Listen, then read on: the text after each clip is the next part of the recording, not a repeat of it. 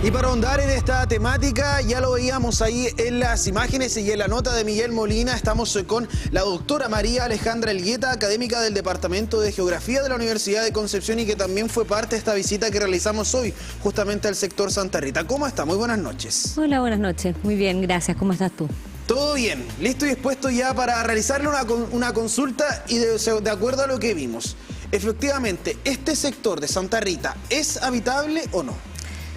Bueno, está siendo habitado, ¿no? Pero claramente, sobre todo en un borde del río, las viviendas están sufriendo inundaciones recurrentemente. Así que hay una situación ahí en particular. Los vecinos nosotros también visitamos con anterioridad y nos decían y nos hacían la pregunta a nosotros también para que pudiésemos realizárselas las autoridades pertinentes. Porque hay un estudio previo para poder lotear estos sectores, para poder decir efectivamente aquí se pueden hacer viviendas, aquí puede vivir gente.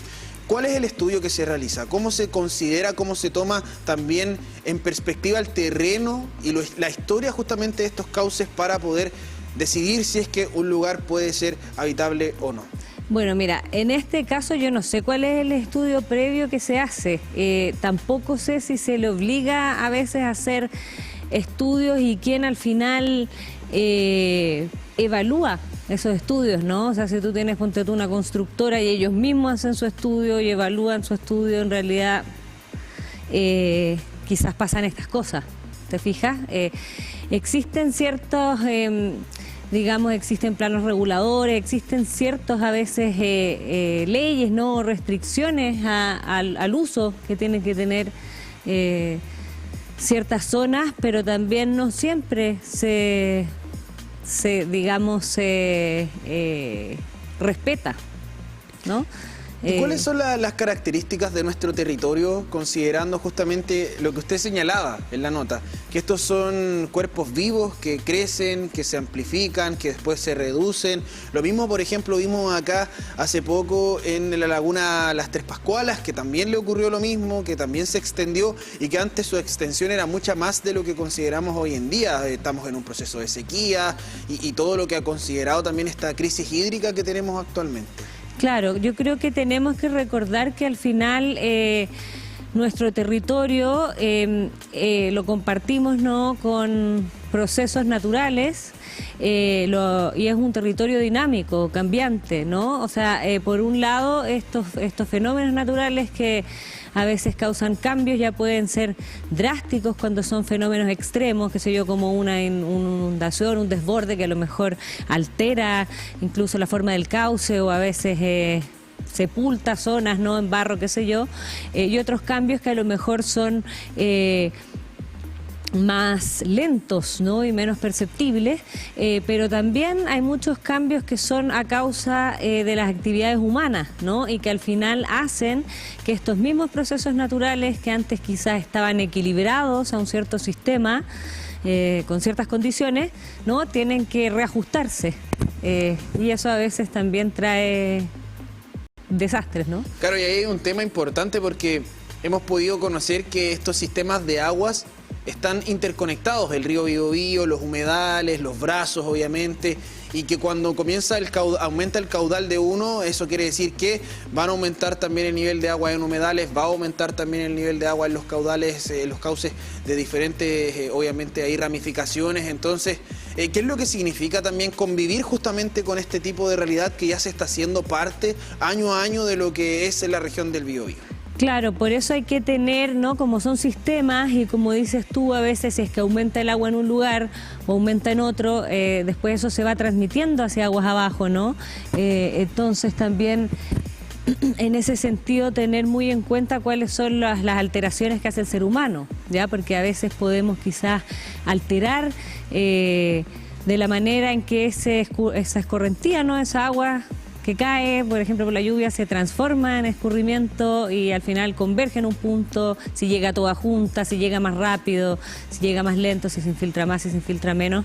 Son cosas que debemos considerar porque van a afectar, ¿no?, el patrón que tengan los desbordes y las crecidas de los ríos en quizás zonas un poco más abajo de estos sistemas, ¿no? Aquí se hizo un trabajo en este lugar, justamente. ¿Ya?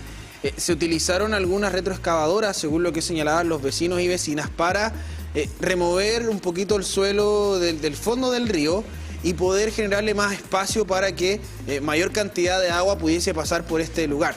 Claro. Eso dijeron, según lo que ellos especificaron, generó algunos inconvenientes porque al remover las piedras que habían abajo, generó como una especie de remoción, que lo que ocasionó al momento de pasar el río fue que en vez de que donde estaba el sector del camino se mantuviese como si lo había hecho en las lluvias anteriores y ahora se comenzara a caer lentamente hacia el fondo del río, es decir que generó un problema también. ¿Por qué se debe esto? Eso, mira, yo no estaba al tanto de lo que me estás diciendo, pero hay varias cosas. Claro, si tú, muchas veces se hace eso, ¿no? Que se trata quizás de cavar un poco más el río, claro. Entonces lo que tú haces es que aumentas la velocidad con la que pasa el agua. No es que pase más agua, sino que pasa más rápido. Ya. Como pasa más rápido, se sube menos, ¿no? Vale. Entonces, si el agua en un minuto se pasa más lento, se va a subir más y es más fácil que se desborde.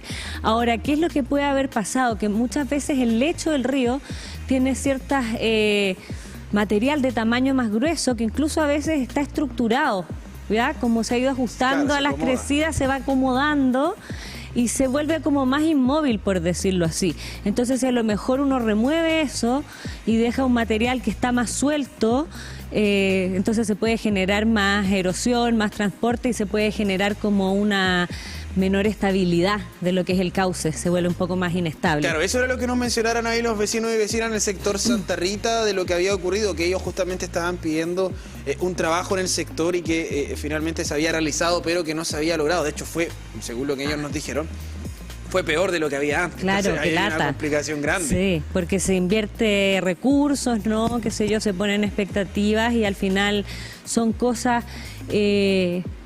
Si bien no podemos predecir 100% el comportamiento de estos sistemas con lo que sabemos, con las tecnologías que hay, sí se puede, yo creo, entender un poco cómo funcionan y quizás elegir soluciones más armónicas con la naturaleza, menos costosas y más eficientes a veces. Doctora, vamos terminando ya nuestro espacio de conversación. Antes de despedirla, quiero dejarle obviamente la invitación para que nos pueda comentar cómo se puede mejorar esto, cuáles son las proyecciones brevemente hacia el futuro. En este minuto, bueno, no creo que la gente se quiera ir de donde está, ¿no? Pero pienso que claramente tendrían que preocuparse de adaptar un poco sus viviendas porque no es tan simple, creo, prevenir los desbordes en esa zona. Bueno, lo que usted señaló también es algo de lo que se ha tratado de buscar por parte del gobierno. La delegada presidencial Daniela Dressner el año pasado habló de relocalización, de poder movilizar esta vivienda, algo que no es muy fácil, porque hay que ver el terreno, hay que ver un millón de factores, pero es parte de lo que se está barajando. Ahora, ¿qué es lo que va a ocurrir? Todavía no lo sabremos y vamos a tener que ver ahí, esperar un par de años para saber cuál será el futuro, sobre todo, bueno, en lo que está ocurriendo actualmente con estas emergencias que se están presentando casi todos los años. Muchísimas gracias, doctora, por estar con nosotros. Gracias a usted.